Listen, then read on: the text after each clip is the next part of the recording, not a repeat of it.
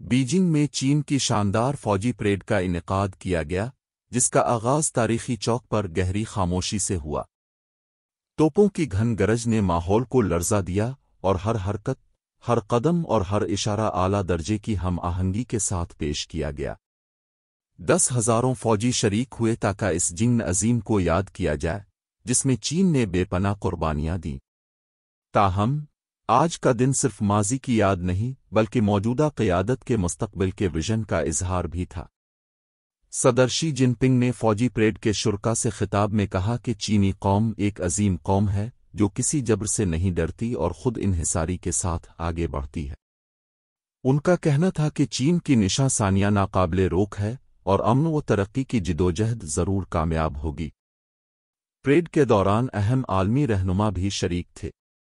صدر شی کے دائیں جانب روسی صدر ولادیمیر پیوٹن اور بائیں جانب شمالی کوریا کے رہنما کم جونگ ان موجود تھے۔ یہ منظر دنیا کو ایک واضح پیغام دے رہا تھا کہ یہ تینوں رہنما ہم آہنگ ہیں۔ پریڈ میں جدید فوجی ٹیکنالوجی اور اسلحہ بھی نمائش کے لیے پیش کیا گیا، جس سے دنیا کو چین کے عسکری عزم و ارادے کا پیغام ملا۔ تاہم حکام کا کہنا تھا کہ یہ پریڈ امن کی خواہش کو اجاگر کرنے کے لیے منعقد کی گئی ہے۔ چینی عوام نے اس موقع پر اپنے جذبات کا اظہار کرتے ہوئے کہا کہ وہ اس عظیم دور میں جینے پر فخر محسوس کرتے ہیں۔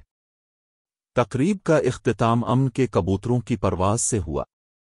مبصرین کے مطابق اس ہفتے طاقت کا توازن چین کے حق میں جھکتا دکھائی دے رہا ہے۔